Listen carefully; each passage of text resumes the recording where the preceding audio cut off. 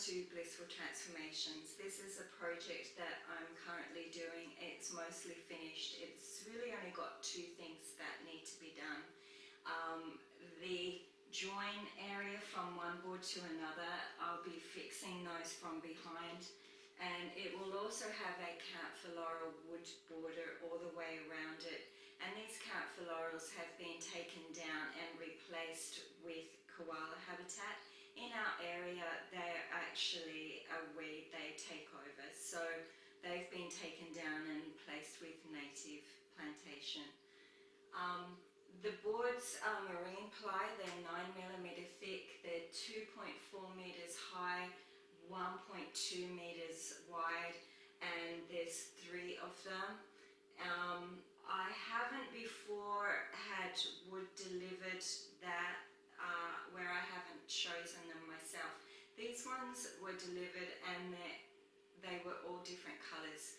I managed to get the tone pretty close. 2 of them are a really good match. One of them is still lighter, but I'm okay with that. So if you really want all your boards to match, I suggest that you choose them yourself. If you can't, ask for them then to choose them to be all the same colour. I wanted my tree to be symmetrical, and I put the board with the most decorative grain in the middle. So let's have a look at some of the process. It's a beautiful tree. I love it in the daytime, and at night time it looks amazing. I'll have in the description box below some links for other lights which I've made. I'll also have a link if I have any lights for sale, and you can message me through my contacts in the description box. The plastic from the delivery I use to cover my projects on my workbench, and the wood I use for supports for underneath, so I'm still using both. I'm just arranging the boards here for the order that I'd like them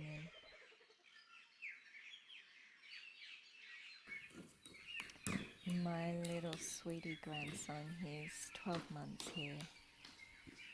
I was putting the first coat on and I didn't realize that they're all different colors. It wasn't until I put them side by side that I realized. To color match, I sanded back and started again. I mixed up stain and varnish and did around 3 to 5 coats on both sides of the boards, and they're actually easier to varnish before you cut them. And what I did was laid on the varnish quickly and then just did a slow smooth brush off, laid on quickly again, did more slow smooth brush offs, and I found that was the best way to get a smooth varnish. You can see now it's a much better colour match. I'm working outside still. I actually have a workbench now, which is amazing.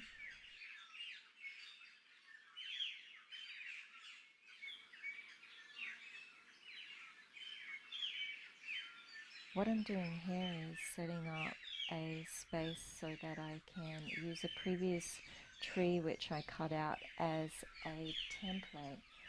I'm wanting to backlight it, so I'm setting up a light and then I'm darkening the room so that I can turn the light on and you'll see the tree backlit and projected onto my boards. You might choose to put your boards vertical. For me, it was just easier to have them on the ground.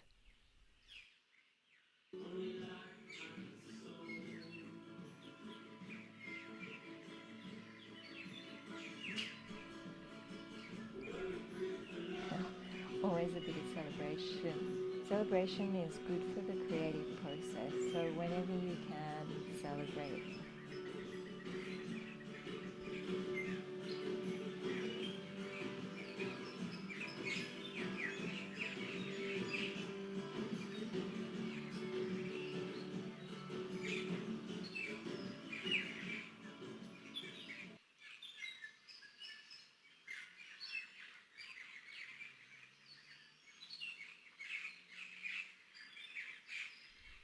I'm measuring out an 18 centimeter border. Like I said, this is going to be a wood camphor border when it's in its final place.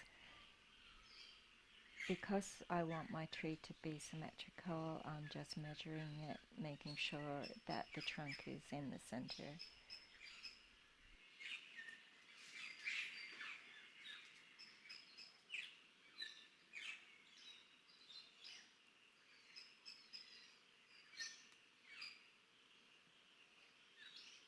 It looks beautiful backlit.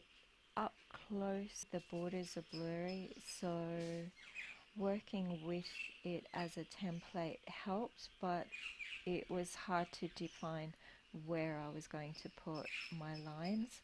I used a white pastel and went over the lines that I wanted to keep with the pen and rubbed out the pastel. This is the first cut, and I'll give you a few tips along the way. When you're cutting, you want to start at one end and work your way through and work your way up. Try and not do a bit here and a bit there. The reason being, you're going to come across bits which are unsupported by themselves. These you have to hold when you're working on them and work your way through so that one side is always going to be supported. So if I was to cut a bit here and a bit here and then come back and cut this, this will have too much movement in it and it will more than likely break off. I have my plywood board set up across my work table. I've got two planks underneath which are the same length exactly, one on either side, and I've got it clamped down so it's got very little movement. I even have underneath another support which I can move around in the middle. This doesn't go all the way through, it's just, part way down. What I'm doing is I'm drilling with a drill bit which is the same size as my jigsaw blade, and I'm just drilling holes which give me access into areas like this. How I'm working is, for example, we've got this big open space here. As I go, I break it up into smaller and smaller pieces, because if I left this and attempted to cut all the way around, it would become heavier and heavier, and it would vibrate a lot more as I'm working and potentially snap something like this off, which I don't want to happen.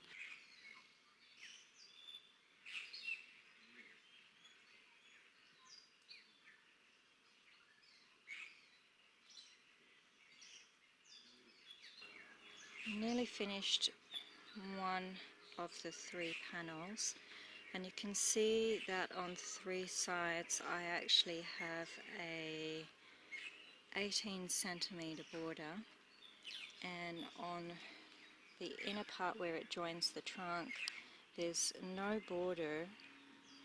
When you're working on this side, make sure that you have your pieces where they're going to be joining onto something else for support. So this is going to be cut away and this is going to be cut away, and it's really only going to be supported here when I'm cutting it. But when I join it to the trunk, I'm going to have a backing support through all the areas, like there'll be backing support from the trunk through to here. But really I don't have enough support. I should have drawn it a little bit differently, so that there'd be more than just that. But do make sure that all your pieces are supported by something else. Otherwise, if you cut something, you might just have a leaf and you cut it, then you've got a piece that's separate to the rest of everything else. Here I'm clamping on some cut marine ply for support.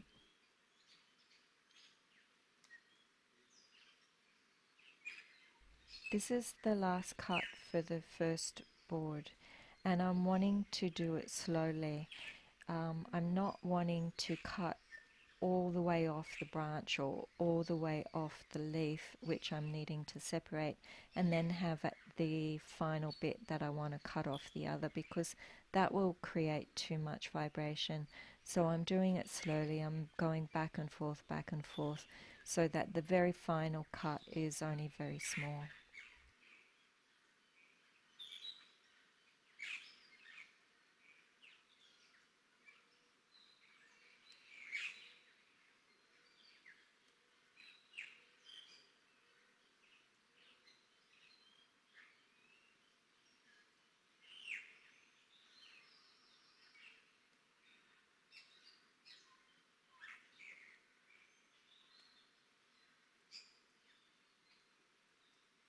I used 120 and 240 grit sandpaper to sand down and smooth off all of the cuts and any areas that there might be marks from the jigsaw blade.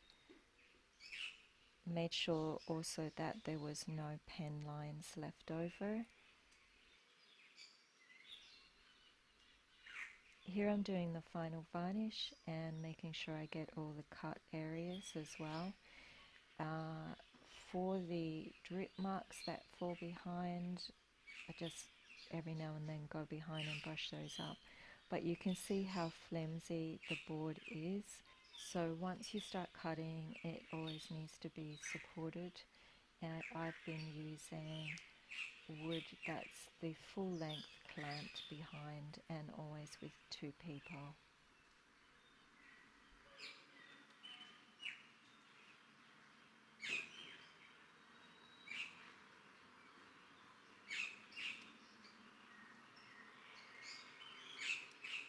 So the board measurements are 1.2 wide per board and 2.4 high. So you would think it would be 3.6 wide in total. But the boards are a little bit longer and a little bit wider, so therefore you will need some modification on your backing support. So make sure that you've measured everything, because everything that I bought wasn't exact and needed to be cut. The support, as this is all temporary, I used metal brackets to kind of keep it all in place just for now.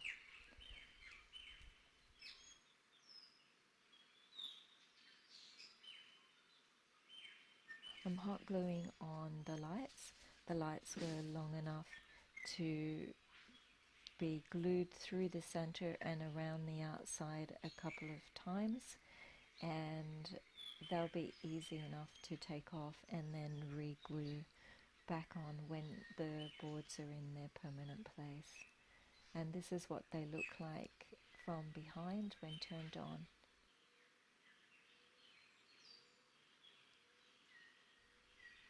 Here we're moving the wall into its temporary spot, and I'm lucky that I had a wall large enough for it, because I really only have about an inch spare both sides. And it looks beautiful. I'm really happy with it.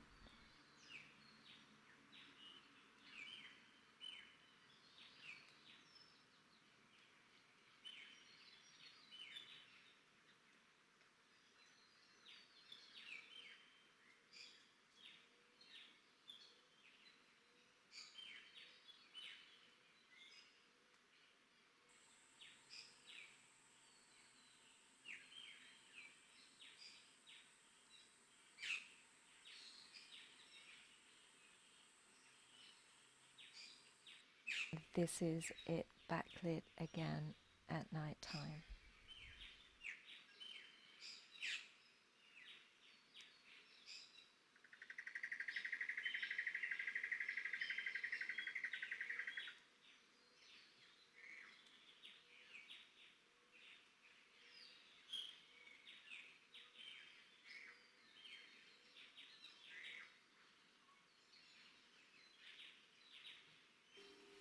So I hope you're feeling inspired, and if I have any smaller lights for sale, I'll have links for them in the description box below. And as always, my friends, listen to your heart and follow your bliss. Take care.